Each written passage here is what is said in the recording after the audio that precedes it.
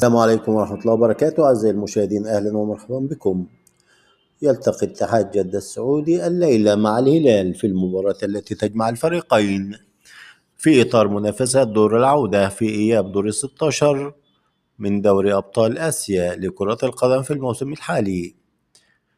يخوض اتحاد جدة مباراة الهلال الليلة ولا بديل أمامه سوى تحقيق الفوز إن أراد للفريق الاتحاداوي الفوز على الغريم التقليدي الهلال والتأهل إلى الدور المقبل وبلغ ثمن النهائي في دوري أبطال آسيا، خاصة وأن الاتحاد كان خسر المباراة الأولى بهدفين دون رد، فيما يسعى الهلال إلى تأكيد التفوق على الاتحاد الغريم التقليدي في كلاسيكو الكرة السعودية.